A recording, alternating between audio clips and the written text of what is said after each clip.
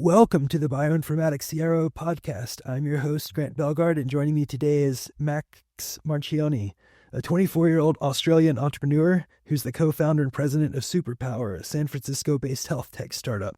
Superpower is building what it calls the world's first health super app, aiming to prevent disease and enhance human capabilities through proactive, personalized healthcare. In essence, the company offers a membership-based digital longevity clinic that helps people live longer, healthier lives. Max, welcome to the show. Excited to be here. Thanks, Grant. So your path is pretty unconventional, from law school in Australia to dropping out and diving into health tech. Can you walk us through that journey? And what pulled you from law into the world of biotech and startups?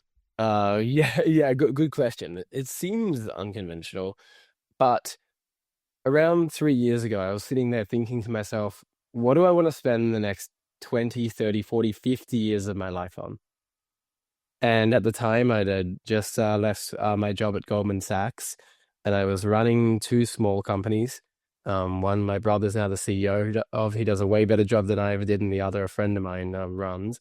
And I was sitting there thinking, what do I want to spend the next 30 to 50 years on?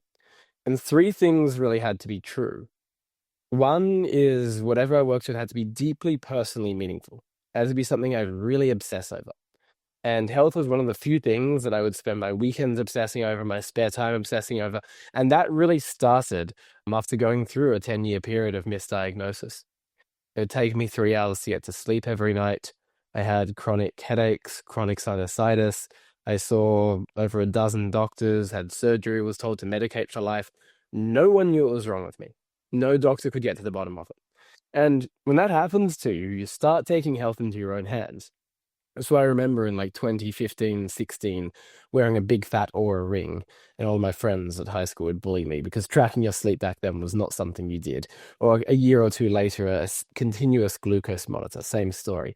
People thought I was slightly psychopathic, putting a little microneedle in my arm. But over that period of trying to solve my own health problems, I became a huge health geek, right? And it was something I really obsessed over. I'd go to doctors and be like, I swear I've read more papers than you on this topic. And I ended up getting to the bottom of what was going on by finding someone I call a 10x doctor, like a really great doctor, the kind of doctor Jeff Bezos might have. And it made me realize there's a huge gap between that model of care and what everyone else has. There's a gap between the best of healthcare and what most people have. And for as long as that gap exists, someone or some company has to come along and close the gap. So health was deeply personally meaningful. I've been thinking about it for a very long time. I didn't really know what to do in the space, but I was really obsessed with it. The other thing that had to be true is I was thinking about what matters to the world, right? There are very few problems on this earth that genuinely matter. And health is certainly one of them. And then the final thing is, if I'm going to be doing it for 30, 40, 50 years, the company has to have the potential to be at least a $100 billion company. I'm not saying we'll get there. There's a lot of things that can get in the way, but that means that we're actually working on something that is of sufficient scale to actually matter in the world. So I was debating lots of different ideas. One was building a new city, one was building a new healthcare system, and I decided building a new healthcare system came first, and the US healthcare system is larger and more broken than anywhere else. So 3 years ago, I moved to the US. I knew no one here, and I moved to San Francisco, and here I still am today. What was the light bulb moment for Superpower? Was there a specific incident or conversation that made you say, I'm going to build a new healthcare system? Not really. So in August 2022, I was really, really obsessed with this idea that AI would perform cognition or computation far more effectively than humans. In other words, every single person on Earth would have an AI doctor. And I remember when I said that to people in 2022, August, they laughed at me and they're like, what, that's not possible. Come on, what about the art of medicine or the humanness of medicine? A couple of months later, November, the 30th of November, 2022, ChatGPT comes out. I'm like, see guys, they're like, no, what are you talking about? This thing's like, it can hardly even write. This thing can't do anything. And then around a year later, I'm like, okay, now this thing's getting really good. And it was around that time when Superpower started. And in the period between then, I explored lots of different ideas. I had a belief around what I thought healthcare would look like, but very few people agreed. The insiders said, no, quality is fine. What do you mean? Quality standards are fine. No one cares about prevention. Consumers will never pay for anything you want to create. There are all of these reasons to not do the thing. And I came full circle after going through this trough of disillusionment to realize, hold up, the very idea I started with, which is making the very best medicine that today costs $100,000 accessible to everyone, making it cost $100, is actually the idea which still really matters. And AI is the enabling technology. So it was no single moment. It was instead this long period of ironically coming full circle to where I started.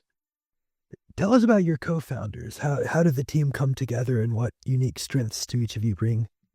Yeah, totally. So I met Jacob in several years ago now, and we're introduced under the auspice of the two most health obsessed people I know. He's recently lost several organs in hospital, had been through a whole health crisis himself, and we're both running small venture capital funds at the time. So we would like share deal flow, we'd invest together, we'd constantly jam ideas together, and we both knew we were starting health companies, but we kept it a little hush hush from each other. And then when we started revealing, we're like, hold up, we're building basically the same thing. Rather than competing with each other, what does it look like to actually join forces? So that's what we did. And then Kevin, the third leg of the stool, went through Launch House, which was one of the previous companies, kind of like a Y Combinator that Jacob started. And several hundred or maybe even 1,000 founders went through Launch House. And Jacob said Kevin was the best engineer he'd ever met. And they became good friends through that period. So the three of us joined forces, and here we are. You spent a year in stealth mode building Superpower before going public. What were you focused on during that time? I think that if you're going to commit 30 plus years of your life to something, it makes sense to be pointed in the right direction. And I think that hype is transitory and if momentum's low, it's inert and stays low. And if it's high, it's also inert and stays on the up. And the implication is I actually think that it pays to think very deeply about what to work on, iterate on lots of ideas before actually starting to put brand and marketing capital behind it. Because if you start putting brand and marketing capital behind everything, then when you actually do the actual thing, it's all gone and you can't actually use it. So that was a big reason for stealth mode. People disagreed with it at the time. They're like, well, why are you in stealth? And I think in retrospect, I would certainly do it again. What early challenges or pivots did you have as you refined the concept? We started far more upmarket. So the initial belief was if we're trying to take $100,000 concierge medicine and make that accessible to everyone at far lower cost, surely it makes sense to start with $100,000 a year concierge medicine and to slowly reduce costs and automate more. And that's not really how it works. Because when you start having that much capital to play with, you end up making product decisions and engineering decisions and operational decisions and strategic decisions based on that, right? And you end up running essentially another services-led company. And you're competing with all of the other services-led companies that charge very high prices. And yes, there's a small market that's willing to pay, and therefore it can be a fast path to revenue. But it means that we're not actually thinking sufficiently about scalability from day one. So the change we made was to actually do the opposite, which was to start at an attractive price point, 42 a month or $499 a year. Have a set of things included at that price point that we think are amazing, and then just keep adding features, right? So rather than keeping the features the same and reducing the price, instead start with a very low price and keep adding features. And I think that's a far more scalable way to build because it forces you to make the scale decisions right from the start. Superpower's mission is to move healthcare from reactive to proactive. In practical terms, what does that mean for an individual? Can you give an example of how traditional healthcare might miss something that your approach might catch or address early? So the cancer someone gets at 40 or 50 starts when they're 20 or 30. The heart disease at 60 starts when someone's 20 or 30. The Alzheimer's at 70 starts at 20 to 30, maybe even earlier. Now, the healthcare system today will only react 1 to 2 years before it actually happens, not 30 to 40 years before it happens. But I think we can and should intervene early, and we have the tools to understand how things that are presenting themselves very early to someone actually could result in something downstream. For example, heart disease is a classic one. If all of someone's parents and grandparents died of a heart attack, you're probably going to die of a heart attack. But if you use any sort of risk scoring algorithm, 10-year risk is what is used, it's going to say if you're 30 years old, it's going to say your 10-year risk of a heart attack is very low. It's so low, we're going to do nothing about it. No, we're not going to. I'm like, wait, hold up. I know that's my 10-year risk, my 30-year risk. I'm like, gonna die of a heart attack for almost certain. So why don't we take preventative measures today? And we can actually start to test for someone's lipid burden. We can test apolipoprotein B. We can test lipoprotein little a, which basically shows your genetic risk of heart disease. And we can take steps to reduce atherosclerosis early. We can reduce calcification of plaque in the arteries. And we should do that early if that's the most likely thing you're going to die of, and it's the number one cause of death in the United States. And that's one example with heart disease, but that applies to everything. And we can see how being out of range in certain biomarkers correlates and likely has some causal effect to diseases downstream. Right? Very high A1C, a sign for being diabetic or pre-diabetic, will increase your risk of all-cause mortality, largely from the biggest killers. Having liver enzymes which are highly elevated when you're younger will increase your risk of all-cause mortality. And if we look at the way the system, it doesn't respond to that. I remember I was 13 years old. My liver enzymes were just outside the normal range. And every doctor said, it's fine, it's just outside the normal range, don't worry about it. Now, what I found out several years later is the normal range is the 97.5th percentile. So at 13 years old, I was worse than 97.5% of the entire population. And I was told I was fine, right? And that's how the healthcare system is set up. Doctors don't even know these ranges of percentiles. They just say, it's just the range. So unfortunately, it's not just the doctor's fault. They're not even equipped with the information to know how to respond and behave. So you've previously mentioned wanting to help people not just avoid disease, but actually enhance capabilities, almost like unlocking a superpower. So what does enhancing human capabilities look like in the context of health? You're talking longevity, cognitive performance, athleticism. Where do you think the high leverage points are? So if we look at a sci-fi movie or read a sci-fi book, how often do they talk about we're preventing cancer and we're preventing Alzheimer's? You don't hear it. Prevention, no one talks about prevention. And the implication is that in a post-deep biotech world, prevention becomes table stakes. And I do believe we'll get to that world actually faster than many people think. In a world where prevention is table stakes, what does matter? Well, what you hear in these sci-fi novels and see in these films is that enhancing human performance and enhancing human biology starts to matter. Allowing people to lose weight, allowing people to be smarter, allowing people to live longer, allowing people to be more athletic, allowing people to be more focused and get more done in the day. These are things which health actually facilitates. Today, it facilitates it through simple things. Even lifestyle behaviors can modify and enhance human capability. Soon, we're going to see health enhance human capability through more complex modifications. One example or harbinger of that is GLP-1s. They're good for some reasons, they're bad for others, but what they're a harbinger of is healthcare being used for human enhancement. Right? A lot of the people using GLP-1s are actually reasonably slim. They just want to lose a few extra pounds, and they'll turn to pharmacology to do that. And I think that we're going to see more and more increasingly healthcare used in this way for things beyond just I want to lose a few pounds. And that is what I think of as healthcare for human enhancement. So I say, I often describe Superpower as a healthcare system to prevent disease. Hopefully it becomes table stakes. Hopefully there are dozens of companies supporting that, and enhance human capability, which I think is the next frontier for humanity and a biological imperative. Like we need to evolve, particularly in light of AGI. So 100 million people rescued from reactive care is a bold goal. How do you begin to approach a number that large? Do you focus on certain demographics first and expand from there, or kind of what's your thinking about that? I think that fundamentally we need to provide something which makes sense for the majority of people to own. And one example of a membership that I think it makes sense for the majority of people to own is a membership, an annual health membership that includes 2 blood tests. There's a really comprehensive, let's say 40 to 70 biomarkers.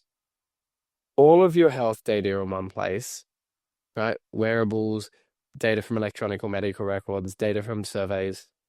The ability to interface with that health data with via an AI, the ability to chat with a medical team, a human medical team, that has access to all of that data and is supported by AI, the ability to get prescriptions and referrals and diagnoses from that medical team, and all of this for free. That's a pretty cool free health membership to own. And that is entirely possible to do for free. And I think the second a membership like that is free, why wouldn't 100 million people want to own something like that just in America alone? My sense is they would, and that's what's required. How do we deliver massive amounts of value for as close to free or free? So let's walk through the user experience. Say I sign up for Superpower today. What happens next? What does the first month look like for a member? So today we're doing three things. One is collecting as much data on someone as possible. And that starts with send the nurse to your home. They'll collect over 100 plus blood biomarkers. That's around 5 times more than an annual physical. That will include hormones, toxins, inflammation, metabolism, cardiovascular risk, liver health, and a handful of others. And we'll do that twice a year. We'll also, in this part number one of collecting data, integrate with the EMRs, and we'll pull in all of your past medical records. And we'll also integrate wearables, and we'll give you an onboarding survey. All of this data people love because they're like, oh, wow, I've never seen these biomarkers before. This is really interesting. Oh, shit, I didn't realize this was wrong. Now I want to start taking action. But the other reason this data is really important is it defines full context, which is essential in a world where AI is delivering care rather than humans. Very hard for a doctor to process 4,000 pages of medical records plus all of this data. Very easy for an AI to do it. So part number two is how do we connect the dots across all of this data? We're inspired by concierge medicine here. If you're Jeff Bezos and you have a concierge doctor, you probably have a team of 5, and they spend hours and hours and hours going through all of your data and connecting the dots to get to the root of what is going on and tell you exactly what you should do about it. That's what we do, largely through AI, supported by humans in the loop. So part number two is we'll say, now that we know everything about you, here's exactly what you as an individual should do. Not cookie cutter advice, but here's what you as an individual should do. And then part number three is now that we've told you what to do, how do we actually help you do it? Right. The thing I kind of hated about healthcare when I went through my journey is you leave the doctor's office and you're always left to your own devices. We say, no, let's actually help you do it. So anything you need, we'll try to bring into one place. Follow-up diagnostics, accessible in one place. Supplements, accessible in one place. Only our favorite ones, all 20% cheaper than Amazon for members. Right. You shouldn't have to leave the ecosystem. Pharmaceuticals in one place, ones that we think are highly effective. 20% cheaper than HIMS. If you need to message your medical team and you have a question, you can pull out your phone and you can send them an SMS. There's 3 people on that team. So the idea is, how do we make it really easy for someone to actually follow the protocol we set up by bringing as much as possible into one place, making it cheaper than accessing that in a very fragmented fashion by hunting around the healthcare system. So today we do 3 things: test your whole body, aggregate data, connect the dots across that data, and then make it really easy to take action. And that is a $42 a month for $99 a year membership today. So how do you distill all that information into a report to explain it to the user? So we have a report schema and template that we have created, and that is just blank. We've built an AI model in-house that will ingest all of the data. That will ingest our clinical canon, which is our basically codified doctors' brains. We've codified the brains of many of the best doctors.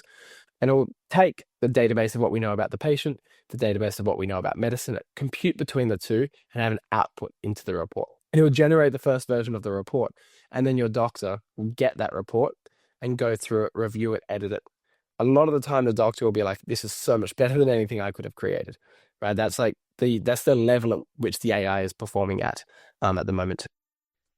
And how do the physicians then interact with what they get out of the AI? I guess I'm wondering, is it are they largely getting an LLM output, or is there some statistical kind of work feeding into that as well? So they get a text output in the format of a report, and they have the ability to edit the text within the report. And there are several structured data blocks they can bring into the report. For example, they might want to pull in a biomarker, which gets visualized in the report. They might want to pull in a recommendation, a supplement or a pharmaceutical or a follow-up diagnostic test, which then becomes able to be purchased at the bottom of the report. But they're fundamentally dealing with this text report, which is represented to the clinician the same way as it's represented to the patient, and they can modify that directly. So if someone goes through the service and there are a lot of things wrong with them, right? Maybe there are lots of recommended actions for them to take. How do you prioritize that so they aren't overwhelmed by a delusion of 50 things to do? Yeah, a lot of that is how we build the AI, which is giving it examples of what we think good looks like, how we think medicine should be practiced, how we step through a series of actions one at a time versus immediately. We take in inputs as well. Like when someone joins the survey, we'll ask them a question like, how, I forgot the exact framing, but it says like, how much do you like to spend? How many supplements do you like to take? Are you open to pharmaceuticals or just supplements or just lifestyle? How intensive is your regime? How much effort do you want to put in? And all of these are also inputs into understanding what to recommend. And again, this is the beauty of a world of technological computation, which is that it actually has all of this context in mind.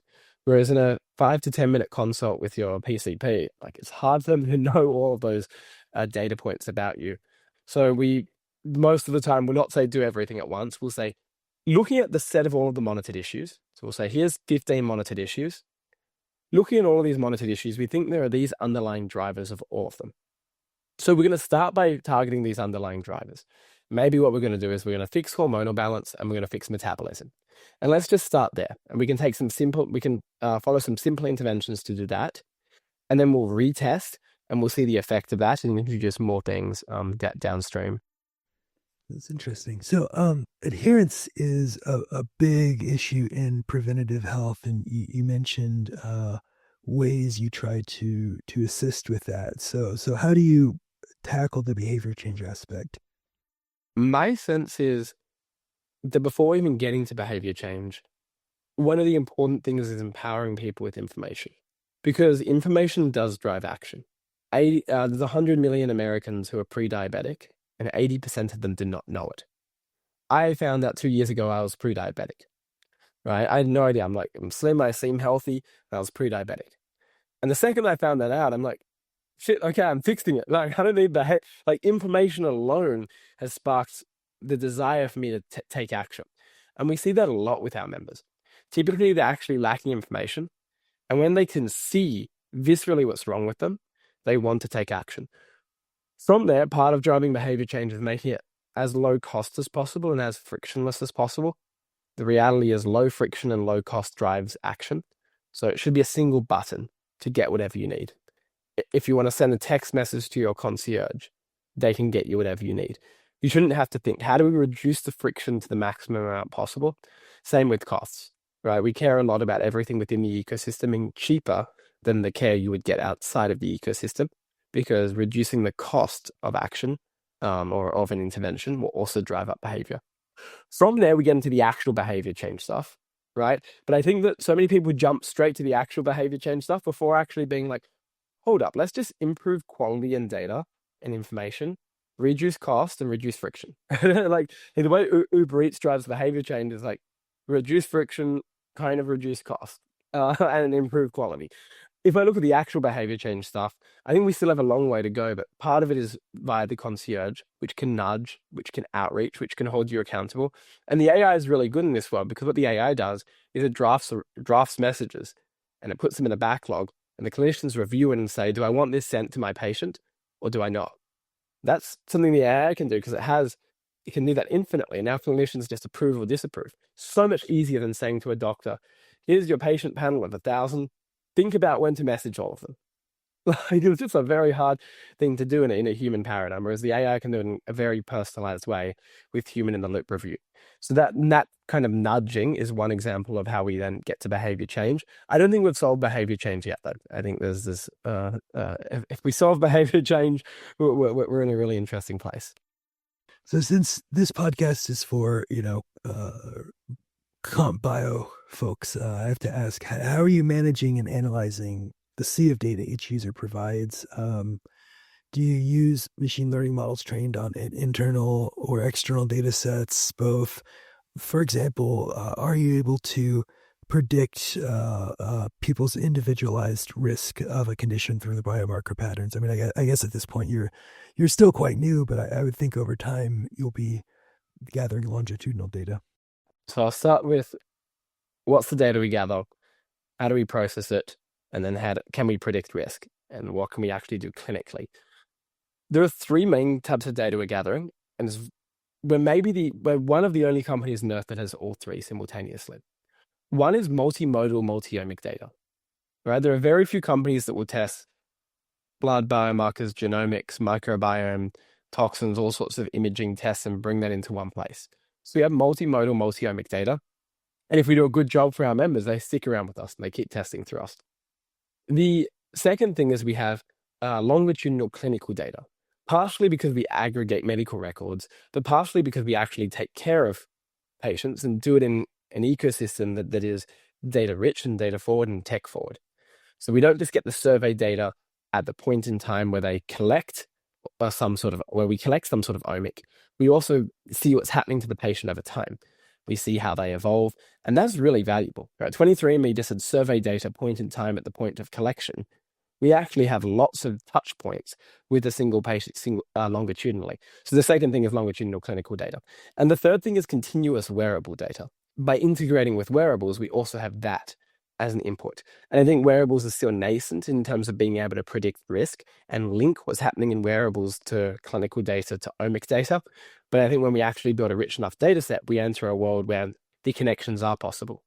Today, we don't do any clinical risk scoring, like any clinical risk scoring that is approved that could be used at a hospital to modify really complex care. Any risk scoring that we rely on is something that already exists or is guidance and advice to our practitioners rather than an actual clinical risk score that is meant to modify a treatment plan. My hope is that we get there. I think we're collecting a really interesting data set.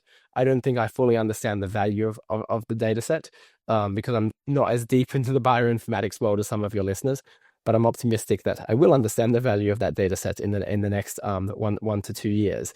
And that puts us in an interesting place. Yeah, I'm wondering if you've thought about using the data set for research purposes, right? Because if you have genomic data along with all the rest of it, there are really a lot of questions you could ask about causality and so on that are pretty fundamental questions and require a very large number of patients with genetic data. And then it becomes especially powerful when you follow large multimodal panels over time.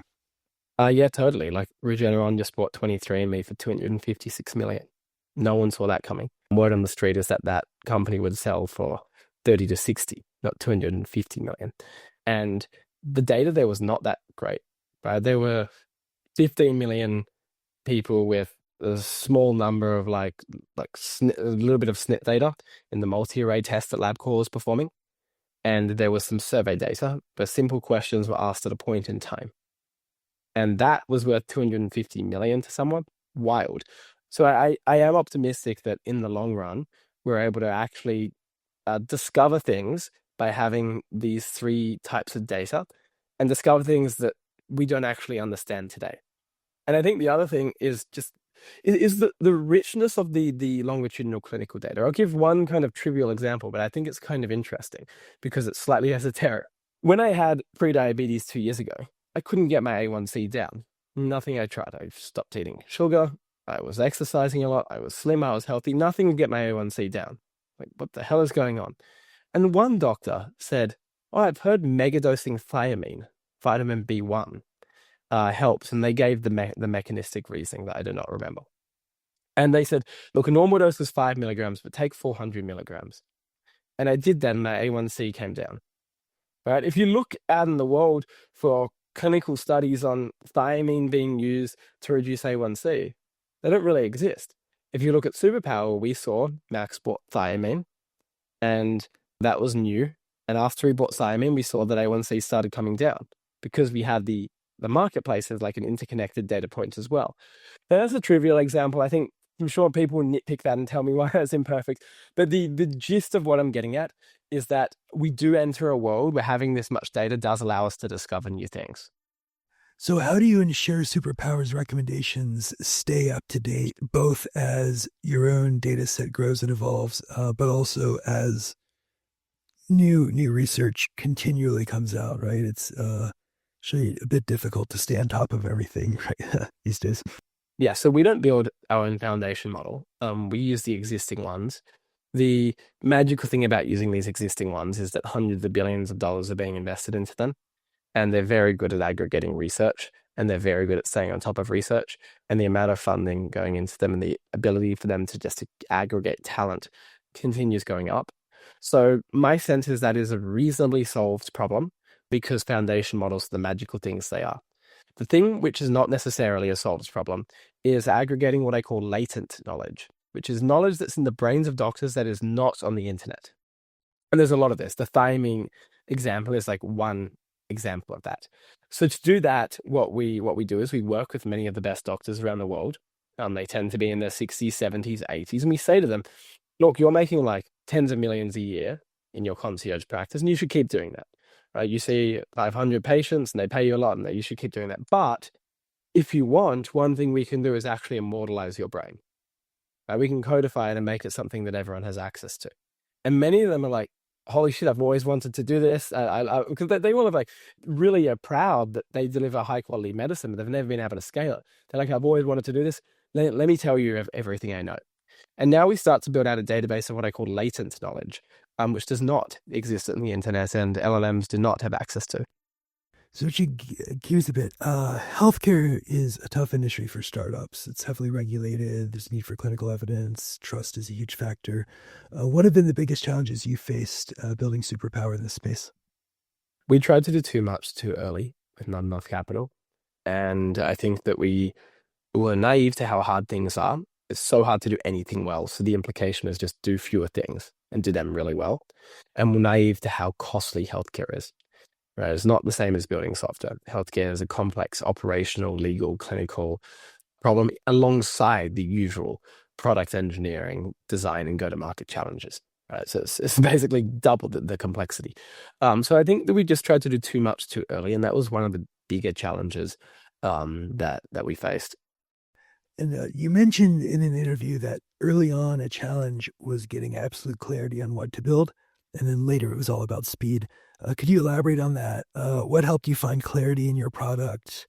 And how are you instilling speed and urgency in the team now that you're scaling? Yeah. So I think there's so many people try to speed up before they actually know what to focus on.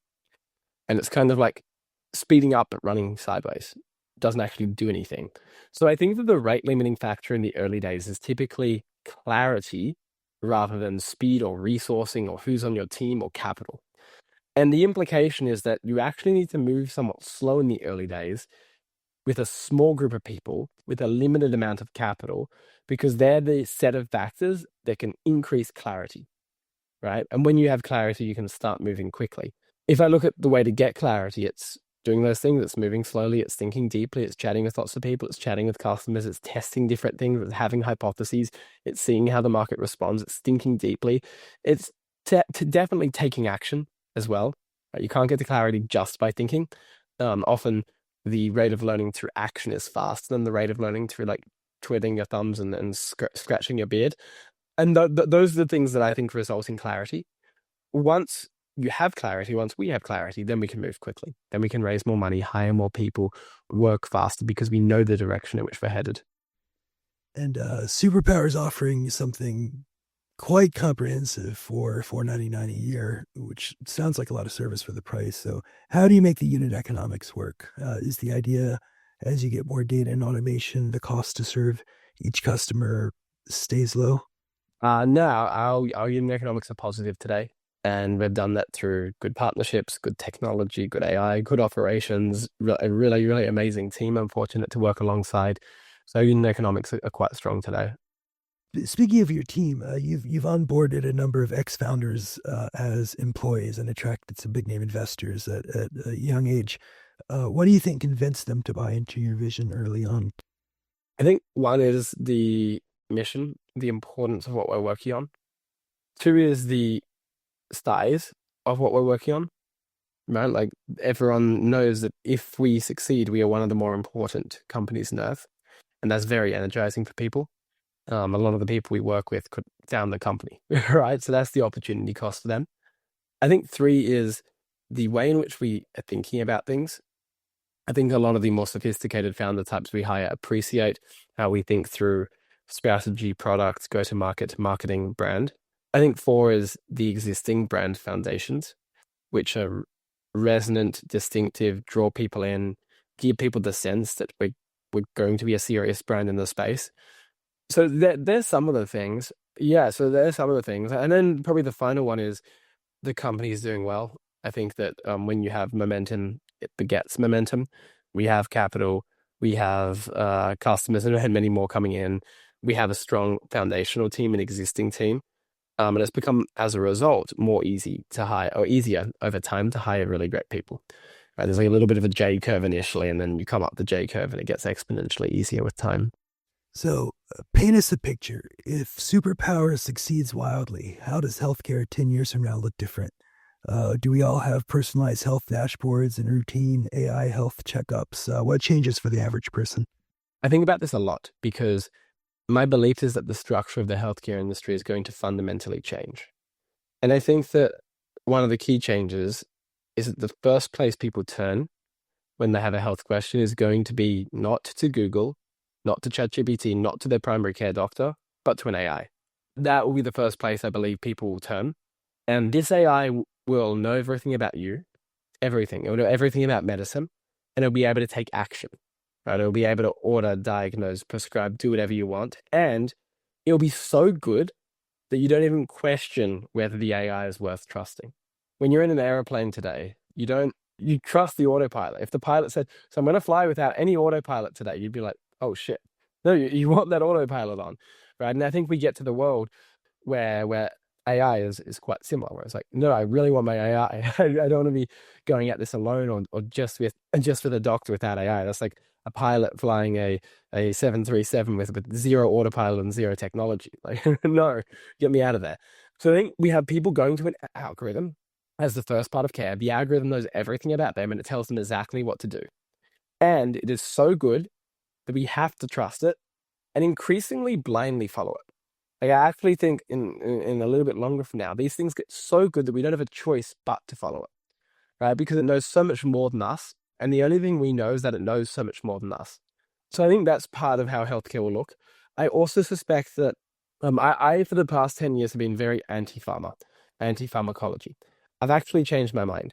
I suspect that over the next 10 years, we're going to see many blockbuster drugs that enhance human capabilities and prevent disease. So I think that pharmacology will play a very large role in defining what the future of healthcare looks like because of the rate of change in biotechnology. And there are several of these molecules or compounds already, peptides being one emergent category, right?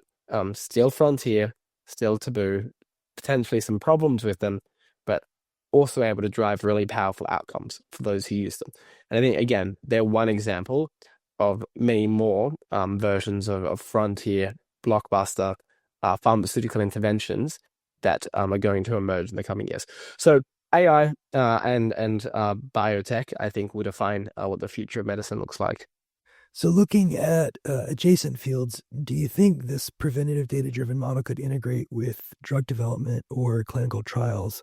For example, how would a pharma company partnership look with Superpower? I don't know. I don't understand the pharma industry well enough yet. I feel like with many of these things, we have to do the set of things which is like most sensible and reasonable for our business today. And there are all sorts of emergent properties as a result. And every 3 months that goes by, I'm like, oh, okay, cool. Here's another interesting emergent property that I didn't realize 3 months ago. If I was to speculate, first, we will never share data with anyone without any of our members' consent. Assuming that our members consent, similar to how members consented to 23andMe sharing data with pharma to progress human health, assuming our members consent, 85% of 23andMe members consented, let's say 80% of our members consent, we could do similar. Obviously anonymized, de-identified, not possible to be used in any way that can harm people. I think that pharma companies will like to see the mapping between clinical data and omic data. I don't know the exact way in which they use that, but I do know it's something that they do like. Again, looking at 23andMe as a case study. There is a world where like peptides get legalized in the next 2 years. And just as GLP-1s or like Ozempic was and Wegovy were like evolutions on the GLP-1s that have existed for 20 years, there might be evolutions on the other peptides, which have been around for 20 years that are patented by Big Pharma. And there's a world where we have a data set that shows which ones are efficacious and what doses, etc. I don't know. Again, speculating. The short of it is there will be a whole lot of emergent use cases, and I'm sure we'll discover them in months or years from now. So finally, what's next for you and Superpower in the coming year that you're most excited about? Or is there any milestone we should watch for? And where can listeners go to learn more or sign up if they're interested? So we're removing our wait list, which is exciting. There's 200,000 people on it today. And we're going to be doing everything a little bit more publicly, building in public, sharing more about what we're up to, and growing, which is exciting. And at the same time, we're building out a lot of additional product features. There's a whole long list of them. Today, the concierge doesn't handle full stack primary care. We want to be able to handle way more of the stack. We want to be the first place people turn for healthcare. And I don't think we're quite there today. Today, we're still better at testing rather than the full stack of care. And to build into full stack care without increasing costs is as much, it's a clinical and operational problem, but it's primarily a technological problem in the way we address it. So I'm quite excited for that as well. Well, I think our time's come to an end, but thank you so much for coming on the show. It's been a really interesting conversation. Yeah, thank you, Grant. Enjoyed the conversation.